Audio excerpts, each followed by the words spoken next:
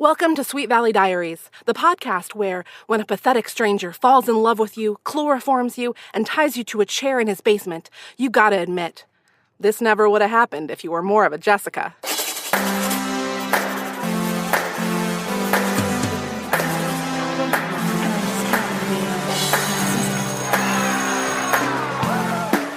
Book number 13, Kidnapped. Elizabeth's nightmare is about to begin. So does that mean Miss America? Hi, welcome. I am Marissa Flaxbart, your host, and with me today is Mischa Stanton. Hello, Mischa. Hello. I'm so happy to have you here and to be here in your beautiful studio. Thank you very much for coming. It's just such a thrill to have like real producer's voice in the headphones, and I can hear your headphones. It's just, I just like have craved this legitimacy, and now I feel like I've attained it. It almost feels like you're not in my closet, in my bedroom, in my apartment. Yeah. Yeah, to me, this is a step up. So. Well, we're happy to have you. I'm thrilled to be here, and thank you so much. Do you want to talk at all a little bit about this? There's a reason why there's a studio in your closet. This is not your first podcast. Yeah, rodeo. sure. I make a ton of podcasts, both more and less budgeted, supported, maybe. Sure. I started out doing independent audio dramas with a team that is now under the name The Whisper Forge. We have 2 podcasts currently going, StarTripper, which is a space comedy, and The Meridian, which is a magical realist tale, which is coming back for its 2nd season. It's so exciting. I also am the sound designer for LeVar Burton Reads, I didn't know that. Yeah, which comes back on July 24th, which is like this week. As we're recording this, I'm not sure when this comes out, but soon it will be amazing. there. I actually had no idea about LeVar Burton Reads, and I love LeVar Burton. One of the shows that I watched regularly as a kid. I was always in front of the TV watching PBS as a little kid. Mm-hmm. This new Mr. Rogers documentary. I really need to see it. Oh my gosh, I was crying from like the first scene, and like not sad tears. It was just like happy, grateful tears. It's gonna be me though. Yeah, but I watched Reading Rainbow so much and have so many memories of specific books from Reading Rainbow. Yeah, and this show is basically like Reading Rainbow for grown-ups. Yeah, I'm really excited to get into this book. Are they all like this? Well, that's a great question, and I think I have found that the guests on the show thus far almost always ask that question. But I can honestly say to you, no, they are not always like this. This book is unique in the canon thus far. Okay, it's very intense. It has an exclamation point on the cover. Do they? Oh, that's also unique? That's pretty unique. It doesn't happen too often. Okay. I think this might be the first one. It's not the last. In my copy of the book, which you lovingly gave me from your collection to read, there are only a couple that have exclamation points, others of which are crash landing and hostage. Yes. Jeez, wait a minute. I didn't read that before. What? So by the time hostage comes around, you're kind of like when the guest for the hostage episode comes on, whenever we do that one, and they ask me, are they all like this? I'll say, there's been a couple like this. Oh my goodness. Hostage has some echoes of Kidnapped, to be sure. But in order to talk about Kidnapped, I think that a good place to start is where we always start on the podcast, which is the cover of the book. You're a young girl in the aisles of the bookstore, and you see the cover of this book, and, what's your first impression?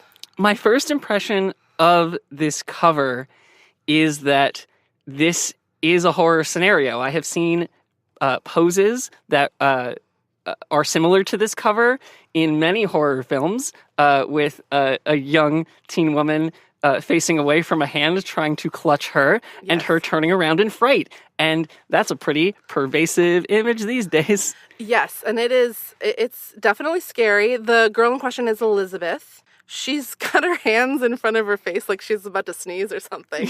And the hand is just kind of reaching out from the side. Like... Honestly, it looks like she was whispering something or like shouting to someone far away. But she's on like just a plain white background. Right, which we know from reading the book is not accurate to what really happened. No. So as anyone could probably put together based on the title and the cover of this book, Elizabeth gets kidnapped in this book. Now, if you didn't have the cover or the title to read and you just started reading this book, you'd have to get to chapter 3 before you knew what happened If to I Elizabeth. just like stumbled on Sweet Valley High number 13.pdf on my computer, a file I had not seen in many, many years, and opened this to read this story, I would be shocked. Well, elaborate on that. Well, this story like opens with a really, stereotypically teen situation. Right. We've got Jessica Wakefield. She's in her bedroom. She's getting dressed, ready for a party. Yeah, and there's some overtones with the older brother that Yes! I also like to discuss. We definitely must. Great. Her older brother, Steven? Yes. Home from college. He's like always home from college these days. Okay, does he just not even go to college then? Well, as you may have read between the lines, and listeners, if you've listened to episode 12, which I hope you have, just listen to them all in order. That's my tip for anyone who's listening to hear Mischa on this podcast. I mean, I know it's a lot to ask to get all the way to 13. Oh, no, it's going to be great. It is. Thank you. But in book 12, Stephen finds out that his girlfriend is dying of leukemia. Oh my God, A Walk to Remember. No. Yeah. No. So that's maybe why he's home more often. That makes more sense. Now I feel bad for making fun of it. No, you should make fun of it because it is not handled very elegantly in book 12. And in this book, the overtones that you mentioned. He comes out of the shower to her zipping up skimpy clothing. Yeah, she needs to help zipping up her dress, and he zips it up, which already felt a little bit like, I'm trying to picture a teenage brother and sister helping each other with this, and it's like, I don't know. Is that a thing that happens? I'm not sure. I don't know. I'm not a woman. Is that a thing that happened in your child? You ask your older brother to zip up your dress? I'm an only child. Yeah. So, no, but I actually highlighted a quote. So Jessica's dress is very skimpy. It's first described as low cut as a 16-year-old could get away with. Yes. Then we find out that she purposefully got dressed after her parents left the house because she knew they wouldn't let her leave the house in this dress. She's getting ready to go to a big party at the Morrow's house. They've moved into this new manor, which could be a whole tangent now that I bring it up. That I want to know their lives. It's fine. But we'll get to the Morrows because she's going to a party at their house. But Stephen notices that this dress is revealing, and I'm going to go ahead and read this section. She asks Stephen how she looks. Nice, was what Stephen told her. Nice, she echoed bitingly. Is that all you can say? Stephen laughed. Oh, come on, Jess. You know you look great. Really, you do. That's more like it, Jessica grinned. But have Mom and Dad seen that dress? Stephen continued. It looks a little, grown up to me. Oh, Stephen, would you stop treating me as if I were a baby? What would you like me to wear, bib overalls? No, Jessica, I just meant that it looks a little, sexy, Jessica cut in. Alluring, perhaps? You're putting it mildly, Jess.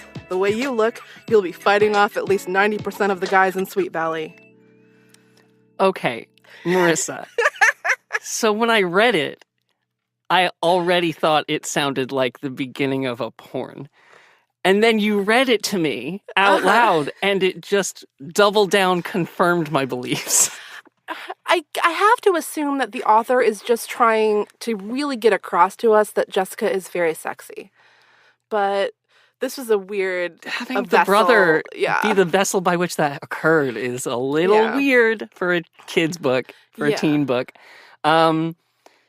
Yeah, so it where were we? I mean, that's all that, we're like on page 4, but it's like really distracting right away because Stephen is helping her get dressed. She's getting ready to go to the party. Yeah.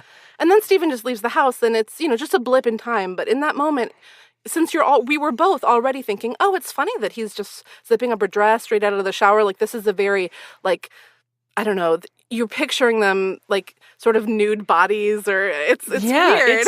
It's just like, or at least I was. Because of the language and the blocking of the scene, it's just like a little smuttier than I expected this book to start. I have to imagine that because these are like teen soap opera novels, that this is not like an uncommon, maybe not between the brother and the sister, but like this kind of sexy scenario is not uncommon in the series.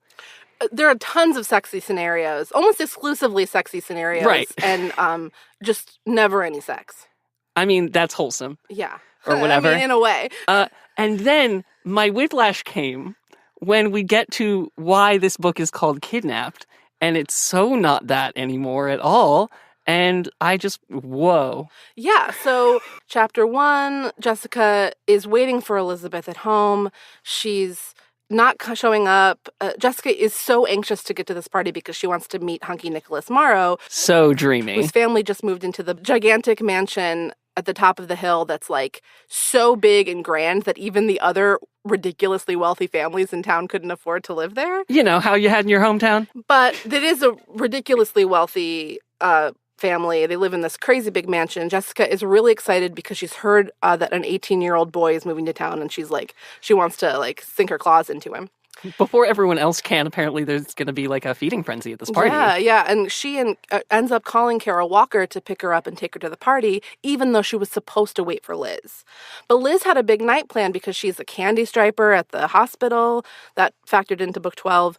She then was supposed to tutor Max Dellon in English. Yeah, with his Shakespeare homework. Yeah, he's reading Othello, and he does not get it. Although I think the book makes a pretty fair case for Othello being a challenging text. Othello is one of the more challenging Shakespeare plays you can give to a high school class. Well, I know it's a little bit early for this segment, but we have a new segment this season of Sweet Valley Diaries called Collins Watch 2018. Oh. Where we talk about Mr. Collins and how sexy he is. And this line comes from Jessica, who says, "Well, Mr. Collins practically begged her to tutor Max. I guess I can understand her not being able to say no to that man," Jessica said, picturing the handsome teacher whom she'd always considered Sweet Valley's contribution toward beautifying America. Oh my goodness. That Mr. Collins. Whew. Yeah, so he asked Elizabeth to tutor Max. And so there's a lot of excuses as to where Liz is. Jess can't wait anymore. She writes a note to Liz and goes off to the party. And she leaves it where? She leaves it in like the kitchen or something. Yeah. And she even like lays out clothes for Liz. Like it's all pretty reasonable, I thought. Yeah. I mean, you know how you pick out your outfit for your twin sister? Yeah, it's just like normal twin stuff. So she goes to the party, and we like all of this happens, and then finally chapter 3 we land with Elizabeth. Yeah, in chapter 2, I mean, we get the scope of, like, the Morrows and stuff, and we just go so into detail, and we're still following Jessica, and there's this, like, mystery hanging in the background of, like, Liz was supposed to be here. Right, and she's wondering, and she actually she has this chill that she gets at home before she leaves the house. There's this moment where this, like shiver comes over her. Oh my gosh, you're right. Yeah, but she ignores it. She goes to the party. Yeah. I mean, I guess it's worth mentioning, even though kidnapped, like I'm so desperate to get to that part of the story, but it's worth talking about chapter 2, right? I mean, yeah, because they're at this crazy mansion. There's like a Ferrari outside. Yeah, I do also want to point out that Jessica knows way more about cars than I do. Sure. I don't know anything cars, and she's got like exact make and model numbers down, memorized. She's very into it. Right. I don't know if she knows the model or if the book just knows the model, but the book definitely expects young readers to be excited about the model number of this red Ferrari. And that's the other thing, is it doesn't seem like the author knows a lot about cars, but that she wanted to make Jessica know a lot about cars, so she like Google probably wasn't around, but she like Googled like cars real quick. Right. She went to the library. She checked out the Kelly Blue book. Oh my God, they did have to put some effort into it then. Okay. Yeah. That's good to acknowledge and like say thank you to the ghostwriters of the 80s. Thank you for being so specific with your car making models so Jessica can be so knowledgeable. But it's really worth mentioning, I think one reason why it is such a whiplash thing when we finally get to chapter 3 is that there is so much information being thrown at us in chapter 2. Now, for you, this is all new, your first Sweet Valley High novel. But for any reader, like we're meeting new characters, we're in a brand new place. There's like a hunched over old man who's like their butler who doesn't know the way around the house. Does he come back? He doesn't come back. No, he never comes back. Book. Nor does another character that is important who we meet in chapter 2, Regina Morrow. Oh, yeah. I really wanted more of her in the book. She was great. Well, Regina does end up becoming a big character over the course of the next several books. That's good. I imagine so. Otherwise, I don't know why you would introduce her here in the middle of this other adventure. She's a beautiful young woman. She meets Kara and Jessica. Jessica notices that she's only talking to Kara and ignoring Jessica. And she's like, what is this bitch's problem? Like, like, hello, I'm here. And she says a few things from over on the side. Like, she calls out to Regina, like, asks her questions. Regina doesn't see Jessica talking until Jessica asks a question about where the booze is at the party. Yeah. And then Regina is like, it's not that kind of party. But she very quickly reveals that the reason she wasn't ignoring Jessica. She's deaf. And so she couldn't hear Jessica. Yeah. Now, I don't have any trouble believing that Regina Morrow is just a beautiful girl, that she has handled her handicap excellently, elegantly, and that she is really good at reading lips. Like, she's had a lot of training. She's had the best teachers. I'm sure her family's very wealthy. But I do have a hard time buying that these, like, they had Jessica was just completely clueless. Yeah, I mean, yes, they definitely, I mean, I think they take it to extremes to really hammer home that, like, Jessica's in her own world at this party. They're in, like, from her getting ready, like, Liz being late doesn't matter, Steve, whatever, you know, she's here for Nicholas, and she makes the whole situation kind of about herself. And I do have trouble thinking that Kara or her brother wouldn't be like, hey, she's trying to talk to you. Like, hey, turn your head in this direction, please. The book really sells, and I will say continues to sell about Regina, that nobody would ever know that she was deaf if she didn't tell them, or someone didn't tell them that she was deaf. Yeah. Which, you know, it's a good story plot. I feel like it's sort of unrealistic, but I don't actually know anyone who is deaf. I wouldn't disbelieve it, for sure. I don't know. I don't know. Well, I understand. I definitely understand as someone who grew up with a disability wanting to go to great lengths to conceal your difference from other kids.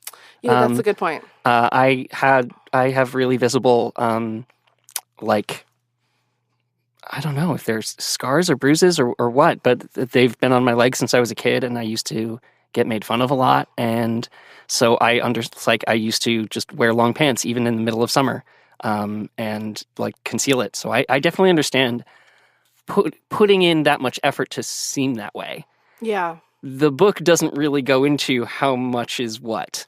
You're right. It sort of really glazes over that moment as soon as it's done. You're right. Well, and I certainly don't want to be callous in my desire to sort of like make fun of this book and the unreality of it, which is part of my complex love-hate relationship with this whole series, is that I love it so much. I just want to keep reading them, but I also like really enjoy kind of making fun of the books. But I will say that to give the book credit and the author of the book credit, it moves on to the introduction of the fact that Regina's deaf with, I think, a certain amount of grace. You know, Nicholas is her older brother, enters the room and is like defensive, like a little bit protective of Regina, is concerned that maybe Jessica's offer to get Regina into PBA is that's Pi Beta Alpha. That's a sorority. Oh, that's the high school sororities? Is that a thing? You have sororities in high school? Book. I sure didn't. My college only had 6 fraternal/sororal societies. Yeah, I went to a real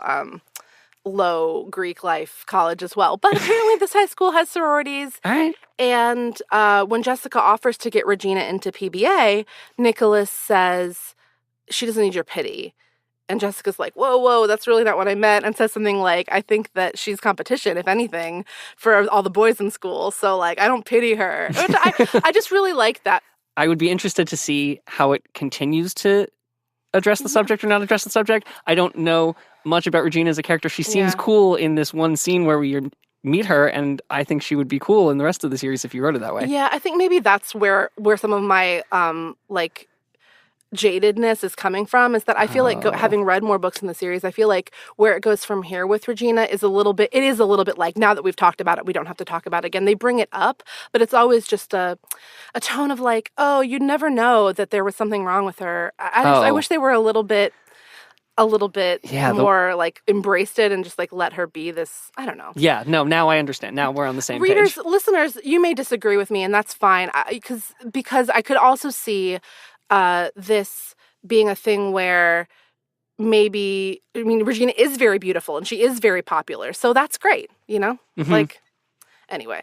So, Jessica, you're right. There's a lot of, like, whiplash that comes with, oh, the first chapter is Jessica getting ready for this party, and chapter 2 is Jessica at this party, and chapter 3 is Elizabeth gets kidnapped. Yes, she's waking up she doesn't remember what happened, and She's in the trunk of a car? she remembers a few things. She remembers being at the hospital, and then now she can't see. She's got a gag in her mouth, and her eyes are covered. And She her can't see hands where are she is. bound? Her hands are bound. She can tell she's still wearing her candy striper uniform, but she doesn't remember what happened to her. Yeah.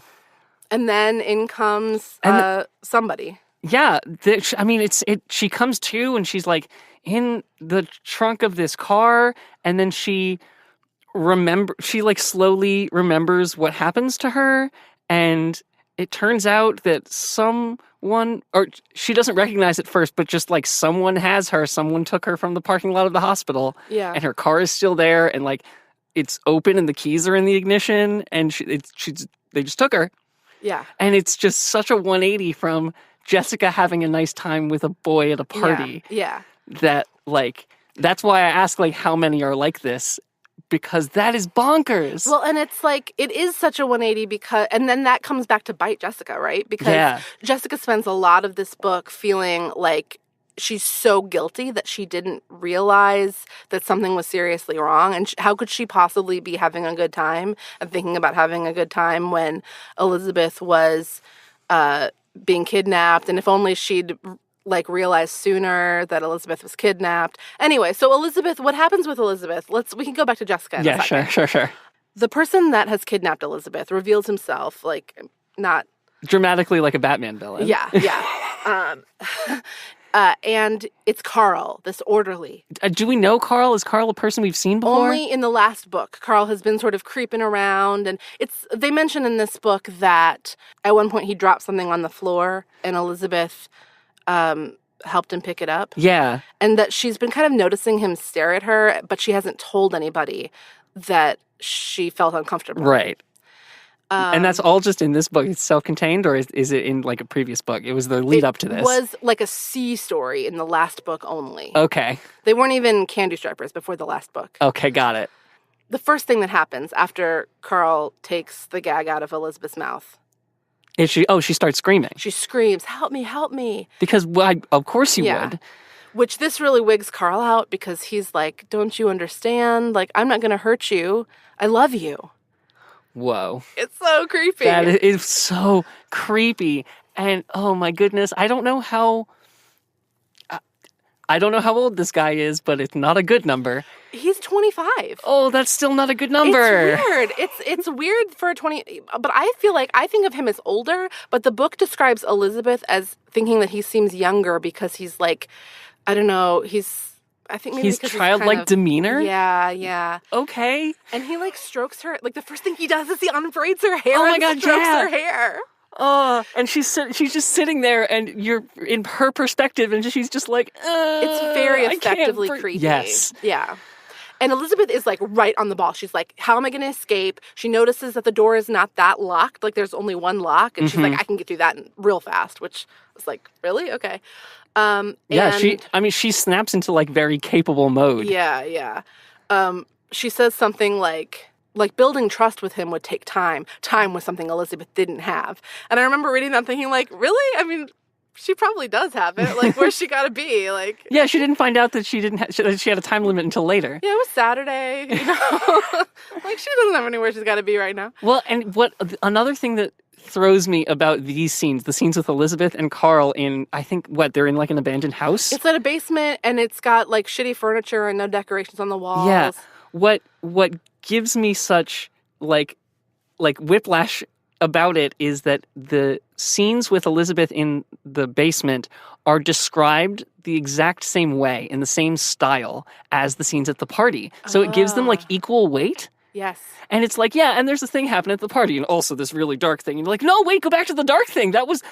I'm worried. Yeah. Stop. Yeah, you're right. The things that happen with Carl are very creepy. Yeah. It's like effectively creepy. But I was also almost, in a weird way, kind of impressed.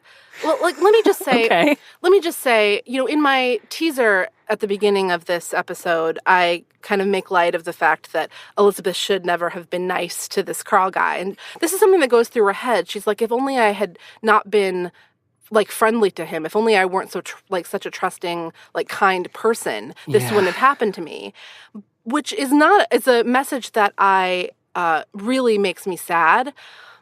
And I firmly believe that like reaching out to the other is one of the like highest callings that we have as human beings. It's something that is so powerful. And someone like Carl, in reality, like reaching out to him to help him could be something that is like, it's just a little gesture for her, but it's like world changing for him. Mm-hmm. In this book, that's kind of true, except to Carl, he takes that opening as like, we're in love, I love you. Yeah, I mean, that also, it really accurately portrays a modern sense of, like, male entitlement. That, like, I love her, therefore I'm going to put her in a shack and tie her to a chair. Speaking of which, this week I had to really struggle to find a forced metaphor, which is the new segment I'm trying to get off the ground. Okay. And the one that I found was, I mean, it is forced, but it's also, like, kind of creepy. And it is from toward the end of the book when Elizabeth is trying to kind of talk some sense into Carl and tell him, like, look, you say you love me, but you have me tied up here, like, caged like an animal. Yeah. And he says, I don't like having to do this, but you're like a beautiful bird to me. So beautiful, and yet so willful. I had to put you in this cage so you wouldn't fly away from me. But it won't be this way forever. Soon you'll be free. By which he means he's going to take her off to, like, a mountaintop. Yeah, put her in a mountaintop cabin and no one's ever going to see her. No one will ever find her, which is very scary. And that's the, like, ticking clock that later comes up that you referenced. Yes. But when I say that I was impressed to a certain extent with the depiction of Carl, I guess what I mean is it's not so much a depiction of Carl, but, like, Elizabeth, they bother to give Elizabeth some sensitivity to what he must be, what his life must be. Yeah. You know, it's the fleeting moments, which is all he deserves, really. Yeah. It's enough to give a sense that Elizabeth is a good person without going too far in making the villain sympathetic. Yeah, I think that's true. Like, did you notice, I mean, there was a moment where she thinks about how lonely it is to sit in this house by herself all day. And she thinks just for a second, I wonder if this is how Carl feels all the time. Yeah. And it was just like, yes, I bet that is how he feels. Like, now you understand. Of course, she immediately is like, Elizabeth, what are you doing even having sympathy for him? He fucking stole you away, which is true also, but... Yeah, I mean, later, after the fact of this horrible ordeal, she'll have the synthesis of like, oh, I can sympathize with him and still think he was a really bad person for tying me to a chair in a shack. Like, both of those things can coexist. Something else that is unique about this book is that the time frame is very tight. There are some books that unfold over the course of a week or multiple weeks or months. This is just a couple of days. Yeah. And so we're going back and forth between the world outside of this basement and the basement. Yeah. And in the world outside, increasingly people are getting concerned about Elizabeth and where she is. Going all the way back to the party, Todd, Elizabeth's boyfriend, shows up to the party and is like, hey, Jess, like, where is Liz? There's no love lost between Jess and Todd, as probably evident to you. I gleaned that from the text. He is on it pretty quickly. He's like, hey, you were supposed to wait for her and she's not here.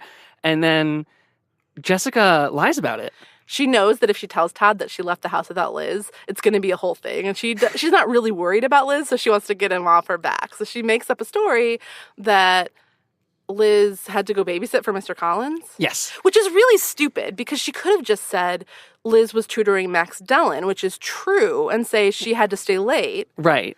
You know? Right. Well, I mean, the next step is they call Mr. Collins, and I guess the next step in the other scenario would be to call Max, which probably would have helped Max out a little bit in this book.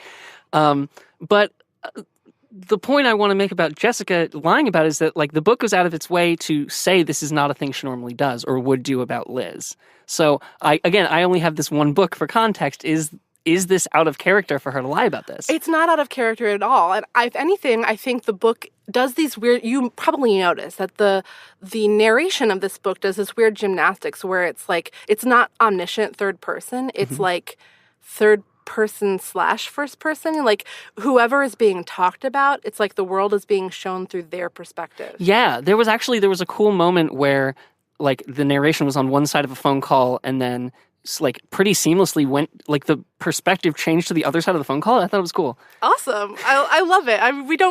I am guilty of not giving the books or these authors enough credit. And it is something that is often really weird, or sometimes I feel like the third person's not used effectively, but sometimes it's impressive the way that you get inside everybody's heads. There's a funny moment where Todd calls Mr. Collins and just says, "Mr. Collins, you're at home." And Mr. Collins is like, "I live here. Who is this?" Yeah, like what? Yes, I am. What? You can't rob the place. Go away. But so Todd is so pissed off that Jessica lied to him that he comes back to the Morrow's house, or he's already at the Morrow's house. He comes back to the party and shoves her into the pool. He walks right up to Jessica and pushes her into the pool. And oh, what a power move. And then Nicholas Morrow comes over and is like, "What the fuck, dude?" And I was like so in love with both of them in that moment, because it's like Jessica totally deserves to be pushed in the pool. But also Nicholas has no context for that at all, so he also did good things. Yeah, so I was great. It was like, yes, you're both doing something. Like Todd, I'm just sort of tickled. It was funny that he did that. But like, and Jessica's been like asking for this for a long time. But with Nicholas, it's like, yeah, that's a good way to be. You know, it's your party. You don't want to see dudes. If you can picture it from his perspective, it's crazy. A dude who was rude to this girl he kind of liked walked up to her and pushed her in the pool for no reason. Todd has also sort of like grabbed Jessica's arm earlier. Yeah. Like it's a little bit like if you didn't know what was going on. And because of that, because one has plenty of context and is in the right, and one has no context and is in the right, that's the height of drama. Yeah, yes. So it was very dramatic. But Jessica immediately, when she finds out that Liz still isn't home and like we don't know where she is, and she finds out what time it is, like how late it is. Yeah, because she had no track of time. She was just like, I'm at the party. Who cares what time it is? So she realizes it's like 9:30, and she's just like, oh my God. And she immediately switches to being concerned. And we find out a few minutes later that when she and Todd drive away, that she hasn't put any clothes on. She's wearing a bikini. Yeah, she's still just in the bikini in the car driving to investigate this kidnapping. Todd tries to give her his jacket to like cover herself up because she must be freezing. And she's like, no, I deserve to freeze to death. Which seems, a little dramatic, but that seems in character, so. Yeah, and then they get home and Mrs. Wakefield says about the same thing. Like, she says, put something on before you catch your death. And then she immediately is like, I shouldn't have said that because Elizabeth might be dead somewhere. And we skipped a scene before this, before Jessica gets home, where the parents come home and they're gosh. They like Sherlock Holmes it in an instant. She's like, that note was there before and Liz didn't see it. I think something happened. And the scene is the most beautiful moment between Ned and Alice Wakefield, which we rarely get a scene like this. Oh, yeah. The mom and dad, they're walking in, they're laughing about how funny some client was. It seems like they have a great relationship. Yeah, well, and they're like, hey, we have enough steak for leftovers. And Mrs. Wakefield lowers her voice and is like, at least for the two of us. Like, I don't know, there's something cute about it. Yeah. And when Mrs. Wakefield is worried, Alice is worried that, wait, Liz never saw this note. It's still folded up, like you're saying, Sherlock Holmes. Ned's like, don't worry about that. Come upstairs. And I'm just like, I'm reading between the lines as a adult woman. Like, go parents. All right, okay. Take advantage. The kids aren't home. But, then they kind of go into worried mode the moment that, especially when Todd and Jessica come home and nobody can find Liz. Meanwhile, Max Dellon. He's like pissed, right? He's studying for Othello. He really needs Liz's help. He's failing English. His band is going to fall apart without him. His band is like the best part about his life, and he won't have it if he fails this class. This is a very like relatable teen situation, right? High stakes scenario. Like your parents are trying to take away the thing you love the most because you're not doing well enough at school, and like tough love, but it's like ruining your life. Like that's a very it's very teen angst. Yeah. And then like dependable Liz Wakefield, who said she would come and help, isn't here, and he's freaking out. Mm-hmm. He's like, oh, I just want to play my guitar, but my dad will yell at me, and I just don't want to read Othello. I can't do it. He's so worried that he sneaks out of the house, even though he'll get in big trouble. On his motorcycle. The vehicles people drive in this series are very specific choices. Yeah. Every single one. It's always described from Todd's Datsun to the twins' red Fiat to the Fiat Spider. To Bruce Patman's Porsche. Like It's all explained. I think we probably got a make and model for Carl's van, but I don't remember what it was. So Max goes to the hospital on his bike, and he also goes into some Sherlock Holmes mode. Yes, he snaps to it. He's trying to do like this noble thing of trying to figure out. He sees Liz's car and the red Fiat Spider, and it's like unlocked, the door is slightly ajar, and he looks in and like he's still in the ignition, and he starts like looking around for a clue. Right. Even though he doesn't really know what one would look like if it slapped him in the face. No, and I don't know about you, but I was already thinking like, dude, no, you're messing with the crime scene. Like, don't do that. And I think Liz brings that up later. She's like, oh, well, as long as they can find fingerprints on the car. I'm like, no, Max Dillon. No. And sure enough, the cops show up and they're like, caught red-handed. Like, we're sending you to juvie. The cops are really mean to him. The cops are the worst in this. They have such snap judgments because he has like a couple of noise complaints and vandalism. What was it? They accuse him of having done something to her or like breaking into her car because she stood him up or something. It's like they don't listen to anything he has to say. It's a very some trenchant commentary on the American police force. Yeah, absolutely. There's definitely some jumping to conclusions and writing the story before it plays out in front of them. Yeah, and ultimately the reason that they let him go is because they didn't actually catch him doing a crime. So yeah, I mean he didn't break in. There was no proof of breaking and entering. There's nothing. Just let him. Why don't? But he's in huge trouble now with his parents for sneaking out and getting arrested. Well, at first I thought it was just for being arrested. And I was like, wait, but he didn't do anything as soon as it comes out. And then I was like, oh, because he snuck out. I forgot that was he did actually sneak out. Yeah. Because I got so caught up in and then he got sent to prison and they told him he was going to juvie and they brought him to the police station and This is all one night, I think. This is all Saturday night so far. Almost everything we've talked about is all Saturday night, except for some of the stuff with Elizabeth, which we're jumping around. I think that they use the Elizabeth scenes to obscure maybe kind of how she talks about how time becomes super important. She can't tell if it's day or night. Yeah. And they jump to that. And you kind of lose your own track of it. And then they jump to another scene and it's a few hours later or the next morning or... I guess we should say how Elizabeth got herself into where she is now. So initially, Carl expresses such a fondness for Elizabeth that Elizabeth decides to play on that. She says that she likes him too and we're friends. And since we're friends, you can untie me. And she has this thought process in her head I'm going to have to use the element of surprise. And, the moment that I get enough trust that he unties me, I'm going to bolt. And I wrote a note here in the book where that happened that said, this seems like a bad idea. Yeah. Because she's done this work to get his trust, but she doesn't really know the lay of the land yet. And so it's the moment you bolt, that's it for you. He knows that you're lying to him. That trust is a commodity and you have to cash it in at the right time. Yeah. And sure enough, she fails because she doesn't realize that there's another door beyond the door that she had to get through. Yeah. She doesn't know the house. And so now she's tied up again. And there's this really, dark moment where we cut back to Carl. Elizabeth thinks she's going to die. It's like a cliffhanger. Oh, no, now he's going to kill me now that I tried to escape. Yeah. And we cut back. We find out that his reaction to her running away was that he started to cry. Yeah. Really bawl. The dynamic between Carl and Liz is... That's why I'm so surprised that there wasn't much run up in other books is because it gets really deep into there really fast. Yeah. It dives headfirst to the bottom of that relationship. Everything it can get out of these two interacting is just, it's wild. Yeah. But so he's so hurt that she did this to him that he ties her up again and she's tied to a chair. He feeds her. He feeds her really stale pancakes and she's like, oh, cool, I need this sustenance if I'm going to try to escape again. Yeah. And he's basically feeding her twice a day. And I guess she doesn't go to the bathroom all day because he's going to work. Yeah. There are lots of things where Elizabeth has this plan, this is what's going to be my plan of why people are going to find me. They're going to know when he doesn't come to work. They're going to put two and two together. Well, then Carl goes to work. Mm-hmm.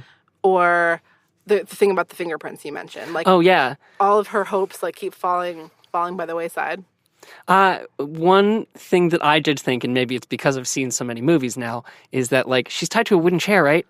She just, like, kick it over and try to break it, and then she could get out of the chair and then escape while he's at work. Or, like, hop to something sharp and, like, cut open the ropes. So I was Don't thinking just sit the there same all thing. day. Instead, she's like, oh, he tied the ropes really well again. I guess I'll just have to sit here thinking about how much I miss my awful sister and, like, kissing my boyfriend and stuff like that. Like, she's got to hang on to her memory so that she can remain herself and hang on to her sanity. Yeah. So that's what she spends her days doing. And he brings her books. Oh, right. But they're, like, really, it's just whatever he could grab because he can't read. And so he's just, like, grabbing, like, a manual for something. Actually, they were paperbacks, the kind that were readily available from the hospital gift shop. Carl hadn't chosen his selections carefully. One dealt with the strategy of investing. One was a book on raising farm animals. And the third was a collection of bedtime stories for children. Which, I mean, is not that funny, but, like, what kind of hospital gift shop has a book about how to raise farm animals? What hospital gift shop has a book about investing? Like, what hospital gift shops are you going to? Yeah. I do, and that's part of what you were saying is that, like, she's like, oh, the gift shop person will notice that he's buying all these things, and then he brings home a blue cardigan he bought for her, but he didn't buy it at the hospital. He's like, bought it at a store. He's like, a savant or something. Like, he doesn't, he's very dumb. But he's, like, kind of been methodical about this whole process. Yeah. And that's part of what's scary. I think the detail of him not being able to read is also, like, sort of, heart-wrenching. Yeah, it's part of it. I mean, they definitely play it very sympathetically in the book. It's like, oh. I mean, I'm impressed with the book that they bothered to, like, make a character for Carl. You know, like, give him some sort of way where you could piece together why he might do this. That's fair. I mean, I guess that's how you get teens to buy into this ludicrous situation. So Elizabeth is tied to this chair, and she is marking the days in the leg of the chair with her fingernail. Like, she's, like, hashing a hash mark in the wood to mark how many days have passed. But pretty soon she finds out that, like, in just, like, a day, he's going to whisk her off to this place in the mountains, and then, like, she'll never be found again. Yeah. Because if she tried to run away, she would get lost. That's what Carl tells her. But the kidnapping plot, like, that's about it. You know, the everybody's worried. I mean, they kind of have a bunch of scenes of, like, the next bunch of hours where, they call the police and it's over a weekend. So they're just like, well, what if she was a runaway? We had to let Max Dillon go. I think the Wakefields blame Max Dillon for, like, buy into it. It turns into its own, like, regular serial in the middle there. Well, ultimately, Stephen and Jessica just don't believe that Max could have done anything to hurt Liz. Like, they don't think that he would have. And that leads into an altercation with Todd on Monday morning. So they go ahead and go to school because their parents are all kind of like, there's no point in just sitting home and worrying, like, go about your lives, which is probably good parenting advice. Yeah. And so Todd starts to think, like, well, just because Jessica and Steven trust Max doesn't mean I trust Max. Like, I need to hear it from him. Max takes his English test. Yeah, and they actually, like, give him an out, and they're like, hey, you went through this traumatic experience, you don't have to take the test today. And he's like, no, I'm going to take it today. And then as soon as as soon as Mr. Collins turns around, he's like, damn it, I should have skipped it. Yeah, my pride, like, kept me from doing it. But then he passes the test. Yeah. And he does great. So good job, Max. Like, he studied, like, he was so worried, like, he was grounded in his Yeah, room, he, like, channeled his emotions into the studying, kind of. And, like, that's pretty good. So happy ending for Max, except Elizabeth's still missing, and people still think that he did it. Like, half the people at school think that he did it, and the other half are just looking at him with looks of pity. Yeah, well, I think that half of them think he did it, and half don't think he did it, but see the people who do think he did it, and also the fact that he got dragged down to the police station for no reason if he didn't do it. Right. And, like, that's a bunch of shit, but Max also doesn't want anybody to pity him. He wants people to think he's tough. This is a theme in this book, I'm realizing, not wanting to be pitied. So then Todd, like calls out like, "Yo, Dylan, like stop right there," and like goes and has this confrontation with Max where he punches him in the face. Yeah, Max actually has like pretty good things. He like responds pretty appropriately. Is like, "Hey, I understand why you're mad at me, but I seriously didn't do it. And like the only thing I can tell you is that the police let me go because I didn't do it." And Todd wails off and punches him. Yeah, and then Jessica, of all people, runs up and is like, "Stop what you're doing. Stop this madness." Like, and she explains to Todd, like, "Listen, like, think this through. Max was really excited that Liz had agreed to tutor him. Like, why would he do something bad to the one person that was going to help him?" Yeah. And Todd realizes that his anger is, like, masking his, like his judgment.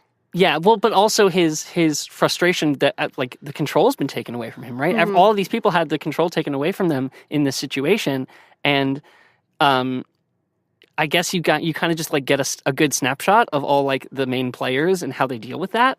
Jessica makes a really good point at like trying to get them to stop fighting. Is like, "Hey guys, like we're all looking for her. We're all on the same side." Yeah, she does say that. Yeah. Like, good job, Jessica. And I think this is now we're basically at the climax of the story where they agreed to team up and go to the hospital. Like they're basically going to go around town and like try to they gathered the Scooby Gang and now they're going to go look for clues. Exactly. And so listeners will recall that we said earlier in the episode that Carl has been going to work. But for some reason, even though Carl works at this hospital, he doesn't know that Elizabeth has a twin sister. Well, okay, I will posit you this. They say he doesn't talk to a lot of other people. They say that Jessica often shirks her duties onto Elizabeth. That's true. Well, and it's also possible that every time Carl saw Jessica, he thought he was just seeing Elizabeth. That's what I mean. And like no one would have corrected. He would have not ever spoken to anybody who could have been like, "Oh, actually, there's two of them." Right. They go to investigate at the hospital, and Carl freaks out when Jessica walks in and is like, "Elizabeth, how did you get out?" Yeah. He screams in the middle of a hallway. And Jessica, what? Yeah, and Max sees this happen. Todd's like downstairs, but Max sees this happen and like jumps on Carl, like pins him to the ground. But Jessica is so quick on her feet, and they have done this a little bit before. They've been twins their whole lives. Yeah, sure. She takes on the guise of Elizabeth. She sort of like tries to adopt Elizabeth's tone. And this is when I start realizing that I'm just reading Shakespeare. Please go on. Oh, just at the end of a lot of comedies, the villain gets captured and there's some like mistaken identity or like a common quirk that leads to it all falling apart. Comedy of Errors, I believe, is actually all about sets of twins. Yeah, it's about two sets of twins that both got separated at birth. One set of whom both became nobles, and the other set of whom became their servant, and like they're all like crossed. I was in a community theater production of that show when I was, I believe, in 9th grade. All right, and I played a prostitute. Nice. Yeah. Cool. So that was fun. Her name was Luce. Shakespeare. That's also tracks with Shakespeare. Yep. Yeah. Shakespeare was really, really good at hiding every dirty joke he possibly could in what some would argue were the greatest stories ever told in English language. And I mean, so greatest stories ever told in the English language. We got Shakespeare on the one hand, on the other hand, Francine Pascal. Yeah, Sweet Valley High, absolutely. She's mimicking the bard. The influence on this work is it's undeniable. Well, I mean, and Othello is mentioned right there. Actually, yeah, book, no, wait, you're right. You're absolutely right. Yeah, I mean, we're both joking, and then we realize as we're joking, like, oh, like this clearly does they were kind of very aware. Of this does kind of unfold as a Shakespearean drama. This one. Oh, how badly do I want to write like the Shakespeare English version of this story? In this essay, I will write how Sweet Valley High and Shakespeare's classics are, in actuality, the same. Oh my gosh, it's beautiful. But Jessica only pretends to be Elizabeth long enough for the cops to be called and for Carl to be apprehended. And then she's like, Carl's like, "Why are you doing this, Elizabeth?" And she's like, "I'm not Elizabeth. I'm her twin." She gets up in his face and is like, I'm not Elizabeth. I haven't been Elizabeth the whole time," and pulls on her hair, but it's the same color hair because they're just twins. And she's like, "Ow." But it is just me, though.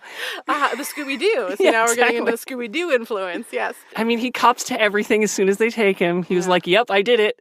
And then they go get her. Yeah. And she's going to be on TV telling her story before Yeah. Jessica's story comes out. Elizabeth comes home and a chapter starts and it's like, Elizabeth answered her mother's question. The first thing I want to do, well, first I want to take a hot bath. And second, I want to plan a big party. Classic teens. Yeah. I went back to read my blog post on this, a book from, way back in the early 2000s when I first read it. Oh, wow. And one of the things I pointed out, I hadn't noticed this time through, so it was kind of fun to see it, that there's a line where Elizabeth says that she's seeing her friends for the first time since the kidnapping. But it's like, that was literally 2 days ago. Yeah. So... Well, I mean, but the thing about this book is that it moves at such like a slow pace that that couple day skip actually feels like way later. Yeah. It feels like the epilogue of the story. Yeah. Even though it's only a couple days. And you said that other books take place over months? There are a few that are like that. You want to talk about classic drama? I do. There is a seminal work in theater called The Poetics by Aristotle. Sure.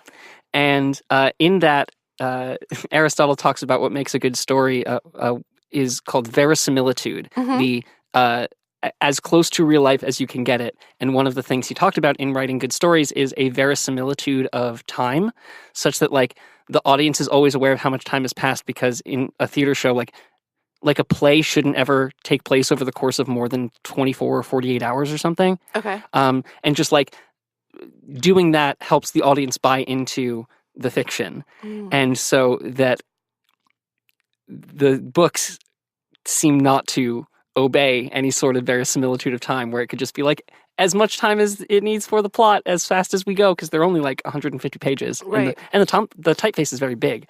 That like they just throw verisimilitude of time out the window. That's definitely true. That's like that's the sort of science fiction of the series. You have to. That's the big ask. Like the thing that you have to buy into is like, I guess they're just always 16. Yeah. I think that now that we've gotten all the way through the plot of the book, this could be the time in the podcast where we talk about boys. Oh, let's talk about boys. A beautiful boys, a beautiful boys. I'm in danger of losing my head. Do you have any things about boys that you'd like to point out? I just think that all of the boys, for the most part, in this book were like acting pretty nobly. That like all of them displayed noble qualities, except I will say for Todd's punch. Todd should have chilled out and not punched. Yeah, but that gives an opportunity for Max to really step up and be such a gentleman, because he does not like hold a grudge against Todd. He really understands where Todd's coming from. And at the party at the end of the book, they have this moment where they're like joking about it. Yeah, like, they're like, and they're cool dudes because it was just a misunderstanding. Yeah, and Todd makes a joke about how his hand really is sore from punching him. Punching really hurts. I'm sorry I did it. Yeah. Yes, and like, I mean, because of the book series that it is, I just sort of like assumed all the boys were dreamy in the first place. And so because they're all dreamy in my brain, I was like, well, okay, let's judge them on their, other qualities, their personalities and such. And for a large part of the book, I had trouble picking one. You know what? That's really interesting. I think that's a good point. I mean, sometimes it's so frustrating that everybody in this town is so good looking. You're like, okay, come on. But yeah, it's like, so you've got to be judged on the content of your character. Yeah. If everybody's on an equal plane of beauty. I think The Incredibles said it best. When everyone's super, no one will be. Well, I think the biggest boy news in this book is about Nicholas Morrow. He was a new boy on the scene. Yeah. Such a mystery boy. And there's a couple of details. One thing that I thought was kind of fun was that we learned that Kara and Jessica have a rule of friendship that's like an unspoken rule. And it is, thou shalt not chase after the same boy as your best friend. Yeah. That lines up pretty well with like boy codes and girl codes that I remember from being a kid. I was kind of surprised that these two had this code. they have a third friend in Lila Fowler who's not like quite as close, but Jessica and Lila definitely do not have that. Is Lila Fowler agreement. like the one who tries to sabotage her at the party? Jessica is afraid that Lila is talking to Nicholas too much. And Right. she's going to like sink her hooks into him. Then, so when Jessica first lays eyes on Nicholas Morrow, it's pretty great. Wait, okay, can I read it? Please. Great. Jessica turned around and got her first look at Adonis personified.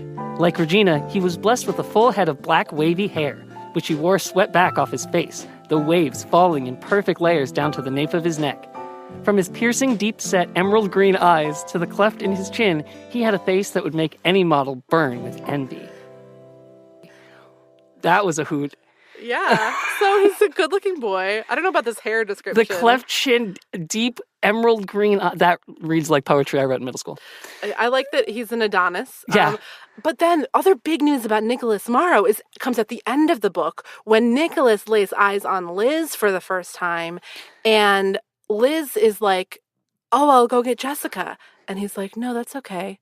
Like, I want to talk to you. Whoa, what a big switch. And he's like, I've heard so much about you from Jessica that, I feel like I know you. And Nicholas is like, he's a new kind of boy in this town that he's wealthy and handsome, but he's also like kind of deep. And he can tell that Elizabeth is the one of the twins that he would have more like in common with, which is true, I think. Yeah. Even though he gets like the best of Jessica because Jessica's very honest with him. That's true. Jessica really like opens up and is kind of mature with him, which is weird then that he's kind of like, I like how you look, but if your whole personality could be different, oh, it can, cool. And then goes after the other one. That's a little weird. I really feel for Jessica, though, because she's got the hots for Nicholas. And if I were Jessica, I would definitely think the feelings were reciprocated because he's like listening to me. He's like taking a walk and like rubbing my back. And, he's That's true. Like opening up to me about his own scary story about when he was a kid. And Regina, he thought that Regina was going to die in a fire. It turns out that she wasn't even there when the building burned down. I know that's a lot to cram into a little anecdote, but that's how it felt in the book too. So yeah, no, and that's why I kind of lapsed on that piece of behavior when I called Nicholas like a pretty noble guy. Like that happens on like the last page of the book, and it's so. It was so sudden. I guess I didn't process it in my reading of it. I was like, oh, whoa, that's so. Sure. That's really like next book business. It's just like it seemed like the stinger for the next one. Like, aha, tune in next time. Yeah, it definitely was. Anything else about boys? I think if I was in high school, I would have a big crush on Max Dillon. Okay, cool. Yeah, he's very cool. I was also into like the punk band, like kids who play rock music at parties, and I also like I would have helped him with his Shakespeare homework. By all accounts, the band is really good too. It sounds really good. The Droids, that sounds like a dope band. Yeah, it would be a cool band now. I think that I similarly, like, I've always been really attracted to talented musicians, like, of any genre. Mm-hmm. Like, if you watch someone, watch him play, like, his instrument, and, like, he's really good at it, I don't know, there's just, like, something comes over me, like, oh, look at that guy, like, somebody that maybe I didn't even notice before, like... Mm-hmm. Oh, I remember there was some kid when I was in high school that was, like, totally not my type. Like, he was a good-looking guy, mm-hmm. but he was, like, kind of a jock. It was not, like, really my thing. And I remember he was in band, and I watched him play the trumpet once, and I was like, dang, look at that guy. Which is such a reverse of normal. That I was like, jock, no. Trumpet boy, like, yes, yeah. Well, like, the brain processes music and speech and all that other sound in, like, different places in the brain. So, I don't know, maybe there's something to, like, if you process that information through a new pathway, it lights up different parts of the brain in different ways. That's beautiful. What about Mr. Collins? Oh, even Mr. Collins was, like, noble in his own way. He was like, as soon as he got the phone call at the party, like, from them at the party, being like, hey, is Liz there?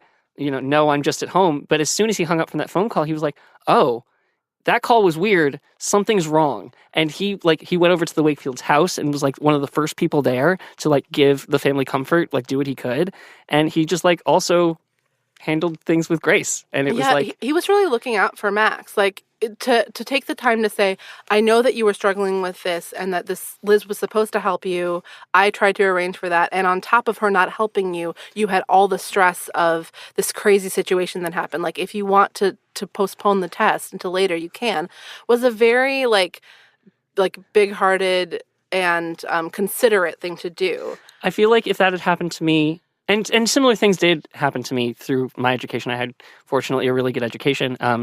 But like, it just would have been one of those moments where I would have been like, yes, school, the student-teacher relationship is one thing, but like being people is also important outside of the system of like grades and tests. Yeah. And it's one of those moments that like helps you grow in other ways that school doesn't always touch on. And it was really nice. Yeah, I agree. I think he's probably a good teacher. Yeah, I think he's a great teacher. I mean, for all of the attention that gets paid to his attractiveness, I think his real talent as a teacher is in being like the voice of reason. He's like a great person to talk to. Like he like really cares about the kids. So in conclusion, except for some small bits of behavior near the end of the book, all boys in this book, very good. All right, good boys. It's a brave new world in Sweet Valley. The boys are actually being nice for a change.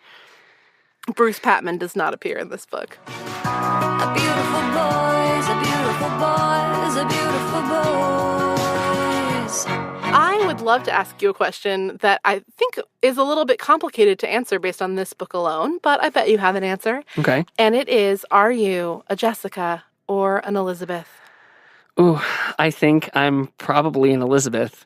I don't know. She seems a lot less concerned with like, and this is only based on this book wherein she doesn't have a chance to prepare for the party and then gets kidnapped for 2 days. Right. But I think I was never really the one who wanted to ditch everything to go to a party. I never spent 3 hours working on my outfit. That was never really my concern. It still isn't, although, like, I understand if you want to look nice, if you want people to think you're good, you have to look nice. But, like, even, like, as a kid, I definitely was not worried about those sort of things. I wanted to make sure that, like, everyone was passing their courses if I could help it. I wanted to, like, I don't know, I wanted to help people. I was a theater kid, and so unprompted and without pay, I was always sort of helping out. Well, and even though you don't get to see Elizabeth be Elizabeth in this book, like, look at the facts that you have about her. She was leaving a long day volunteering at the hospital on her, like, day off to go tutor a kid who was doing bad in English before rushing home to go with her sister to a party that her sister really cared about for the new kids in town. And, like, that's what gets derailed. And then everybody in the town comes together to, not everybody in the town, but, like, all these people that care about her are, like, searching for her. And she really does, like, try to, she tries to, like, be clever and, like, come out with a way to find her freedom, even if she is a little melodramatic. Well, I mean, she's 16, but, like, I like to think, now I've never been in that situation, and I hope never be in that situation. I hope that that's sort of how I would be. I tend to be pretty methodical about things. So, yeah, I think I'm an Elizabeth. Yeah, well, for me, I am such an Elizabeth, but this is another one of those books where there's a detail that just hammers it in even deeper. Like, I think that her pausing to consider, like, what drove Carl to this behavior and her own inner struggle with, like, was I too kind? But, like, what else should I have done? Like, that sort of conversation that she has, where even in this situation where she's so angry and she does not understand how anybody could do this to another human being, she still can't help herself but, like, trying to get a little bit of perspective on Carl as a human being. Yeah. I also hope that I would do that in that situation. I'm not going to lie. I would probably be like, okay, what can I learn about this person to gain an advantage on them as quickly as possible? How do I get out? Yeah. Well, and Liz does that too, but then she just blows her wad, like, right away. Yeah. by like, trying to escape. And then... Above all, Liz Wakefield bad at escaping.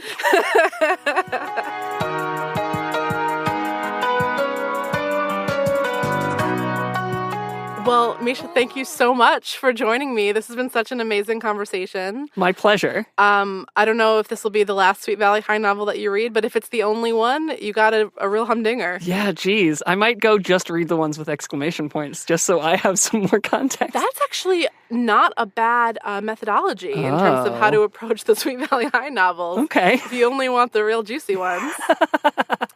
Well, I want to thank Mischa. I want to thank you for listening. I want to thank Jocelyn Schofield for the use of the song Beautiful Boys. Jocelyn recently had one of her songs featured on So You Think You Can Dance. So that's pretty exciting. That's so cool. So check out Jocelyn on wherever you find music. Jocelyn Schofield, Schofield. And send me an email, sweetvalleydiaries@me.com, or you can find me on Instagram, where I love to post fun promo videos for every episode. And I have a lot more fun on Instagram @sweetvalleydiaries than on Twitter @sweetvalley, but I'm on Twitter too, @sweetvalley. Mischa, can people look out for some of your shows? Or? Oh my gosh, yes. The best place to find out everything I'm doing is probably to follow me on Twitter @Mischa ETC.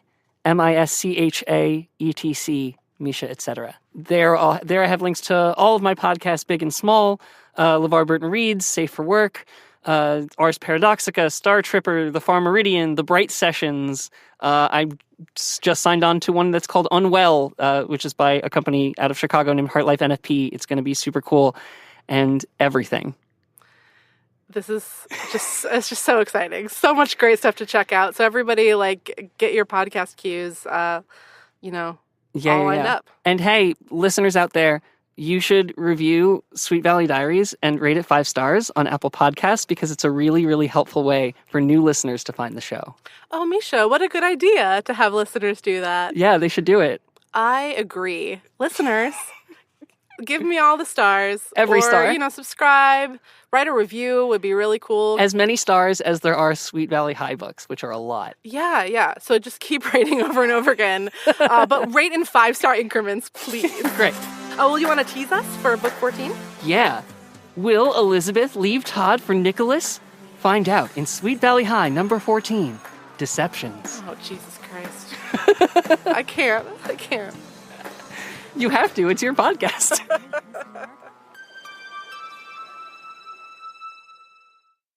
I feel like I've forgotten everything that happens in the book, but it'll come back. Oh, are you ready? Yes. Okay, this is great. Hey, Aaron, are we recording?